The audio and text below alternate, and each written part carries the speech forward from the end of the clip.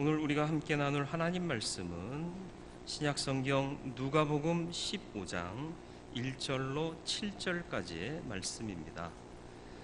신약성경 120면 누가복음 15장 1절로 7절까지의 말씀입니다. 말씀 봉독해 드리겠습니다. 모든 세리와 죄인들이 말씀을 들으러 가까이 나오니 바리새인과 서기관들이 수군거려 이르되 이 사람이 죄인을 영접하고 음식을 같이 먹는다 하더라. 예수께서 그들에게 이 비유로 이르시되 너희 중에 어떤 사람이 양 100마리가 있는데 그 중에 하나를 잃으면 99마리를 들에 두고 그 잃은 것을 찾아내기까지 찾아다니지 아니하겠느냐. 또 찾아낸즉 즐거워 어깨에 메고 집에 와서 그 벗과 이웃을 불러 모으고 말하되 나와 함께 즐기자. 나의 잃은 양을 찾아내었노라 하리라.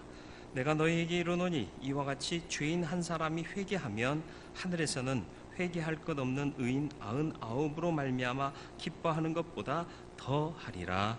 아멘. 기도하겠습니다. 주님, 총동원 선포주의를 맞이했고 주의 말씀을 나누고자 합니다. 주의 은혜로 우리를 새롭게 하여 주옵시고 말씀으로 주의 뜻을 분변케 하여 주시옵소서. 다짐하는 우리의 모든 다짐이 주의 영광을 드러낼 수 있도록 역사하여 주옵소서. 예수님의 이름으로 기도드리옵나이다. 아멘. 찬송가 305장 Amazing Grace, 나 같은 죄인 살리신, 첫 절 가사에 보면 나 같은 죄인 살리신 주 은혜 놀라와 잃었던 생명 찾았고 광명을 얻었다, 이렇게 고백합니다. 구원받는다는 것은 가졌던 영생을 우리가 잃어버렸었는데 다시 찾았다, 잃었던 것을 되찾았다라는 것입니다. 하나님의 은혜는 회복의 은혜입니다. 왜? 하나님이 처음에 이 땅을 창조하실 때 보시기에 좋았던 완전한 세상으로 창조하셨는데 죄로 말미암아 이 아름다움이 파괴되고 훼손되었던 겁니다. 그것을 다시 회복하는 은혜가 바로 구원의 은총이고 하나님의 역사인 것이죠. 그래서 이번에 우리 부흥의 제목이 뭐냐? 뭐죠? 잃어버린 영성을 회복합시다. 잃었던 믿음의 열심, 잃어버린 믿음의 순수함, 잃어버렸던 구원의 은총, 하나님의 은혜를 회복하자라는 거죠. 그래서 은혜가 회복되면요, 영성이 회복되면요, 일은 당연히 잘 되게 되어 있습니다. 영혼이 잘됨 같이 범사가 잘 되고 강건한 축복이 이 이후로부터 이 일이 계기가 되어서 우리 모든 성도들에게 축복으로 임하게 되기를 주님의 이름으로 축원을 드립니다. 양은요, 잃은 양으로 비유하고 계시는데 양의 특성이 있죠. 아시나요? 지독한 근시입니다. 근시가 뭐예요? 바로 앞밖에는 못 봐요. 멀리를 못 봐요. 그래서 산양과 집양은 달라요. 우리가 목자가 양을 친다 할 때 그 양은 사냥이 아닙니다. 사냥은 염소에 좀 가까워서요, 시력도 좋아요. 그런데 우리가 치는 양, 집에서 기르는 양, 이 양들은 근시라, 누가 인도하지 않으면 길을 잃습니다. 이런 특징이 있고요. 또 하나의 특징은 뭐냐 하면 집단성이 강해요. 그래서 양들은 항상 몰려다닙니다. 홀로 떨어지는 일이 거의 없어요. 그런데 오늘 말씀해 보면 잃은 양이다 라고 표현하고 있죠. 아주 이례적인 사건이, 자주 발생하지 않는 사건이 벌어진 거예요. 길을 잃은 한 마리의 양, 잃어버린 거죠. 왜 잃어버릴까요? 왜 무리와 떨어졌을까요? 왜 길을 잃었을까요? 죄 때문입니다. 사실은 우리가 죄라고 하면 굉장히 기분 나쁜 느낌부터 받는데 하나님의 뜻에서부터 떨어지는 것이 바로 죄입니다. 빗나가는 거예요. 그래서 하마르티아라는 얘기를 많이 들으셨지 않습니까? 관역에서 벗어났다, 이게 죄라는 거죠. 그래서 이사야서 59장 1절로 2절에 보면 이사야 선지자가 우리가 하나님과 어긋난 이유를 이렇게 설명합니다. 여호와의 손이 짧아 구원하지 못하는 게 아니다. 귀가 둔하여 듣지 못하심도 아니다. 오직 너희 죄악이 너희와 너희 하나님 사이를 갈라놓았다. 너희 죄가 그의 얼굴을 가리어서 너희에게 듣지 않으시게 합니다. 하나님과의 관계가 소원하여지고 멀어지고 길을 잃어버린 이유가 뭐다? 죄악 때문이다. 이런 죄악은 왜 오느냐? 우리의 욕심, 우리의 개인적인 열망이 강했기 때문이다. 이사야서 53장 6절에 이어지는 말씀을 보면 우리는 다 양 같아서 그릇 행하여 각기 제 길로 갔다. 내가 행하고자 하는 뜻대로 행하며 각기 제 길로 가다 보니까 길을 잃고 하나님과 멀어진 거예요. 그런데 여호와께서는 우리 모두의 죄악을 예수께 담당시키셔서 그를 목자로 잃어버린 양을 찾아 구원하는 일에 소용되시도록 보내셨을 뿐만 아니라 친히 희생하셔서 우리를 구원하셨다. 이렇게 말씀하고 있습니다. 우리가 오늘 총동원 선포주일로 지키기를 원하는데요. 왜 해야 되느냐? 전도는 왜 해야 되느냐? 목자의 심정을 헤아리고 이해하면 왜 해야 되는지에 대한 답이 주어지지 않겠나 생각이 됩니다. 그래서 목자이신 예수의 심정을 오늘 말씀을 통해 함께 헤아려 보기를 주님의 이름으로 축원을 드립니다. 먼저는 이 목자는 잃어버린 양을 찾아 나선 목자입니다. 99을 두고 하나를 찾으러 가요. 경제성이나 효용성의 원칙에서 보면 이건 말도 안 되는 일입니다. 그러나 하나님은 항상 경제성이나 효용성을 따지지 않으십니다. 왜요? 우리 한 사람 한 사람을 극진히 사랑하시기 때문에 그렇습니다. 사랑은 경제성을 초월해요. 내가 얼마만큼 투자했으니까 결과가 이만큼 나와야 된다. 이게 경제성이에요. 경제의 원칙이에요. 그러나 사랑에는 이 원칙이 적용되지 않습니다. 여러분, 사랑하는 사람이 있나요? 자녀이신가요? 아내이신가요? 남편이신가요? 애인이신가요? 사랑하는 사람에겐 주어도 줘도 그 무엇도 아깝지 않죠. 물론 결혼하면 얘기는 좀 달라지긴 해요. 자식 같은 경우요, 붓고 쏟아붓고 또 부어도 또 달라면 또 줘요. 이게 부모의 마음 아닙니까? 줄 게 없으면 빚내서라도 주는 분들이 부모 아닙니까? 왜요? 내 새끼니까, 사랑하니까요. 계산이 필요가 없어요. 그 관계에서는요. 계산한다는 건 그만큼 그 관계가 요원하다라는 얘기죠. 주님은요, 99이냐 하나냐 선택해라, 그런 의미가 적용되질 않는 거죠. 잃어버린 하나를 찾아 나서는 것은 개별적인 하나하나를 다 사랑하셨기 때문이다라는 것입니다. 하나님의 역사는 항상 이런 산술적 가치를 초월합니다. 그래서 때로는 어떻게 보면 번거롭기도 하고요, 때로는 어떻게 보면 경제적이지 않은 것 같기도 하고요. 교회의 일이 그와 같지 않습니까? 교회에서 효용성 따지며 일하는 경우를 보시나요? 그렇게 일하면 교회는 냉랭해져요. 그게 기업이지 교회겠습니까? 아니죠. 쏟아 부었는데 또 쏟아 부어야 돼요. 그럼 더 쏟아 붓는 거예요. 하나님의 원칙이 그런 거니까. 여러분, 여리고성 점령하는 사건을 기억하시나요? 어떻게 점령했죠? 하나님의 전적인 능력으로 점령했지만 군사들만 나와서 여리고성을 도나요? 아니요. 모든 이스라엘 백성들이 나와서 하루에 한 바퀴씩 돌아요. 아이 뭐 좀 건장하고 싸울만하고 그런 사람들이 대표로 나가서 돌면 안 되나요? 애들까지 다 나가야 돼요? 노인네들 허리도 안 좋은데 나가야 돼요? 다리도 시큰거리는데 걸어야 돼요? 다 하란 말이에요. 다 하라. 효율적이지 않잖아요. 그런 거 없다니까요. 하나님의 원칙은 효율성과 경제성을 초월하는 원칙이에요. 그래서 여리고성이 무너졌네요. 그런데 이 하나님의 뜻을 어긴 자들이 생기죠. 어긴 자가 생긴 거죠. 아간이 범죄합니다. 그리고 나서 다음에 아이성을 점령하러 가는데요, 정탐꾼을 보내요. 정탐꾼들이 와서 하는 말이 기가 막힌 얘기예요. 한번 볼까요?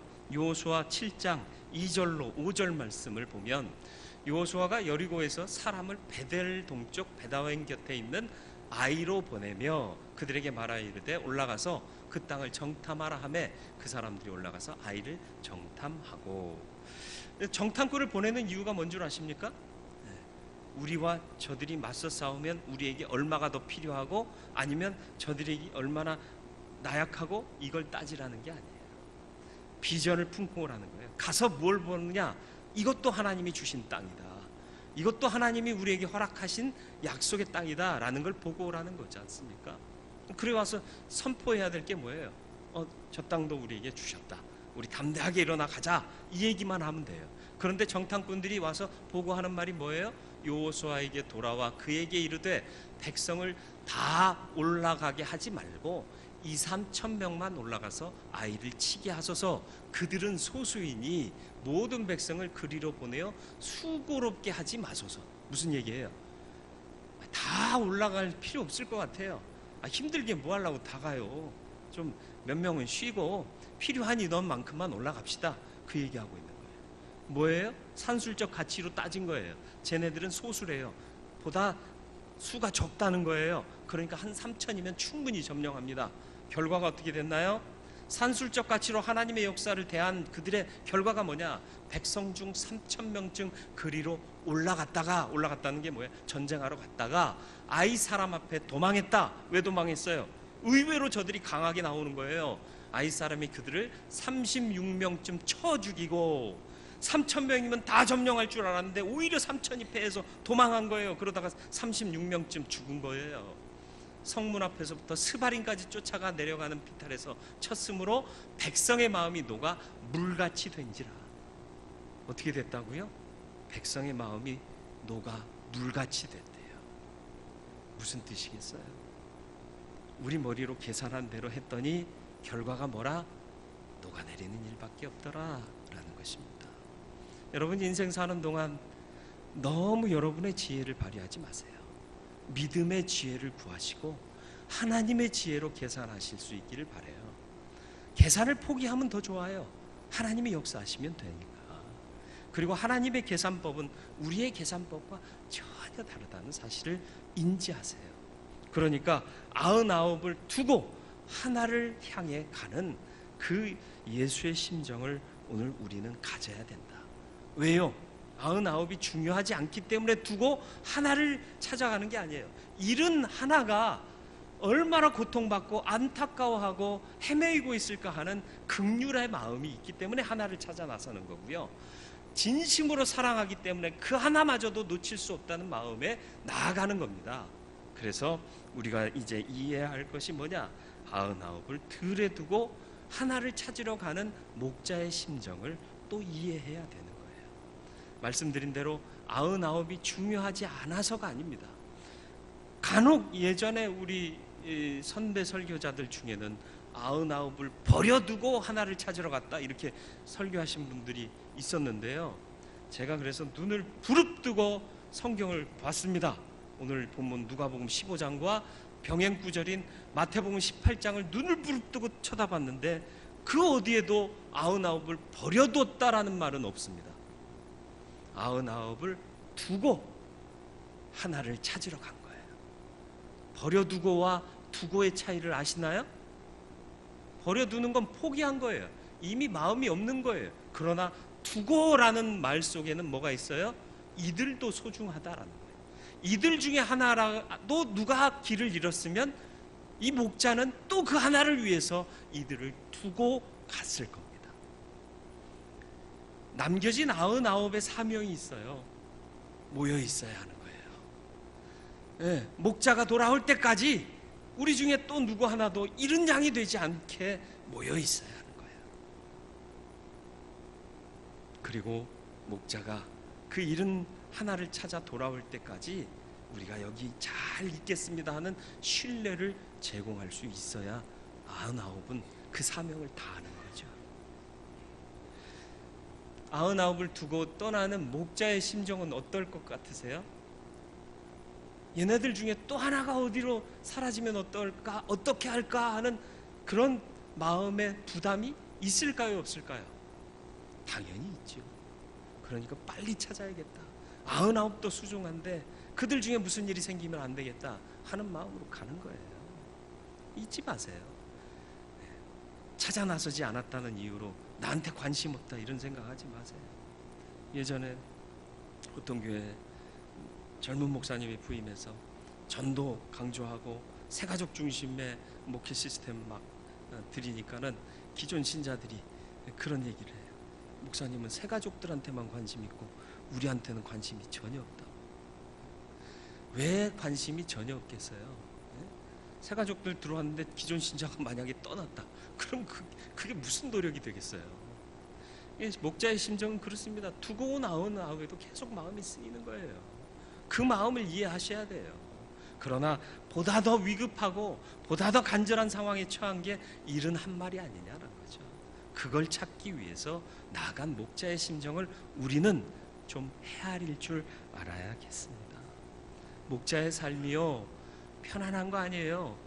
목자 그러면 푸른 초장 맑은 물로 양떼들을 휘파람 불면서 몰고 다니고 그러니까는 평안할 것 같죠? 아니요, 노심초사예요. 밤잠도 제대로 못 자요. 왜요? 맹수가 공격해오면 어떻게 막아낼까? 이들이 먹을 풀밭이, 풍성한 풀밭이 과연 어디에 있을까? 이들이 다 목을 축일 수 있는 냇가는 여기서부터 얼마나 떨어져 있을까? 항상 생각하고 있어야 되는 게 목자라는 거예요. 목자는 고단해요. 제가 목자인가요? 아니요, 주님이 목자시죠. 주님이 목자예요. 그런 주님의 심정을 헤아리시라는 거예요. 지금도 모든 민족이 구원을 얻기까지 역사를 쉬지 않으시는 하나님의 그 심정을 헤아릴 수 있다면 우리에게 주신 사명이 부담이 아니라 마땅히 감당해야 할 감동과 감격이 될 줄 믿습니다. 주님은 이 땅에 오셔서 요한복음 6장 39절에 이렇게 당신의 사명을 고백하셨습니다.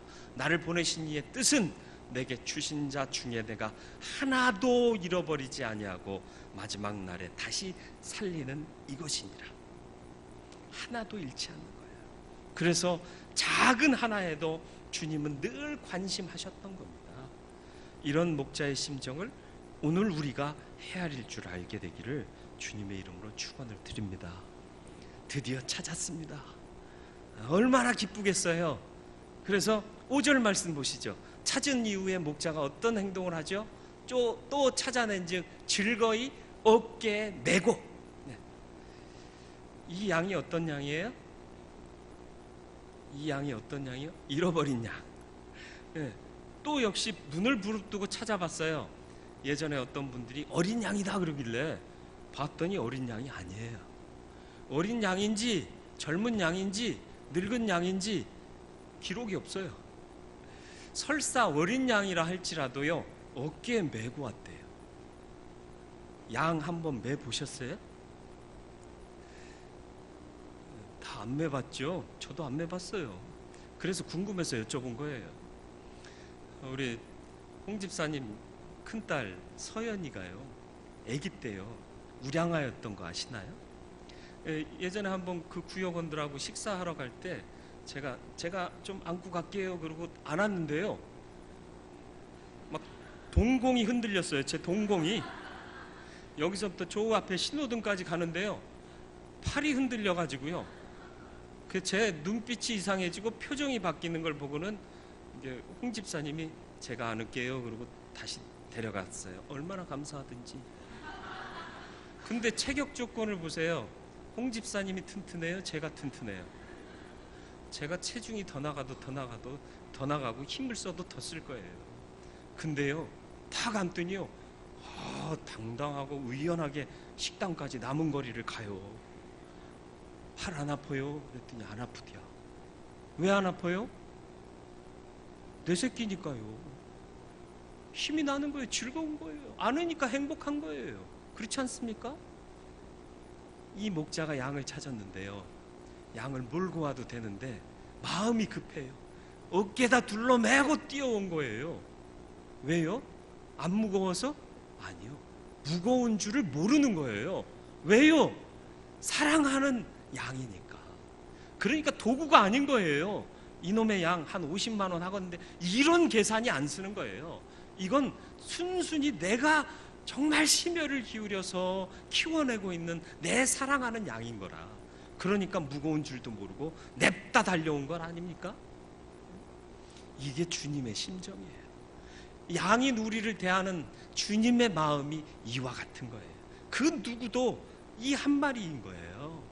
그리고 또 찾아왔는데 집으로 와서는 더 이해 못할 일을 해요. 뭐라고요? 친구들을 부릅니다. 6절 말씀이요.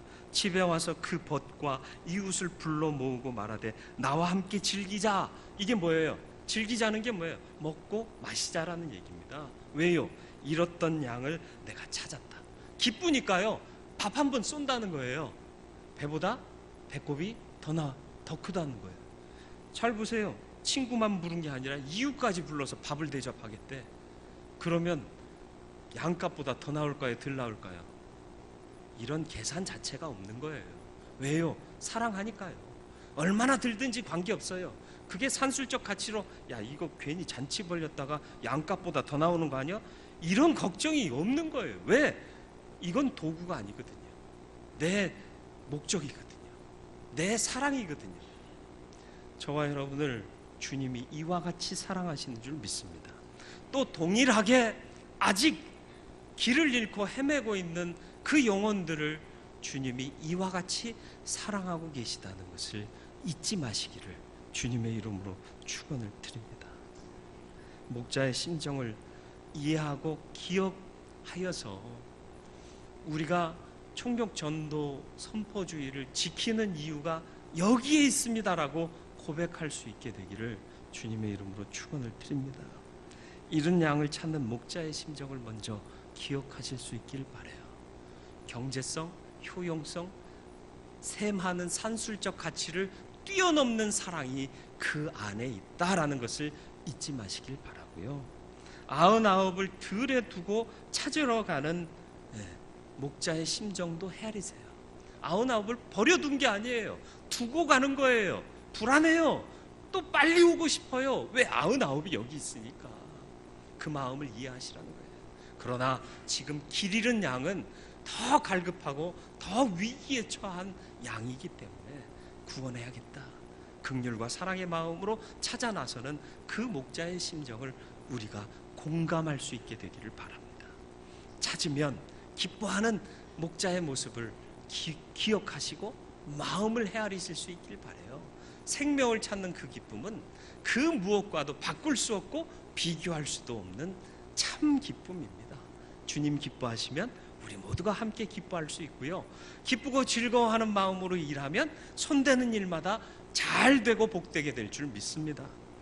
이번에 시작되는 총동원 전도주일, 전도자 작성. 근데 몇 년 동안 지금 또 누굴 써야 돼? 썼던 사람 또 써. 그러자니 창피하고. 이러지 마세요. 기뻐하세요. 즐거워하세요. 이 사람 기도해서 돌아오면 주님 기뻐하실 것이다. 지금 당장은 아니더라도 우리가 이 마음을 품고 나아가면 반드시 하나님께서 성령으로 역사하셔서 이 영혼 찾아내게 하실 것이고, 찾아내면 기쁨으로 우리도 달려오게 될 것이다. 이것을 기대하실 수 있기를 주님의 이름으로 축원을 드립니다. 이 시간은 우리 총력전도 선포 식을 간략하게 하기를 원합니다.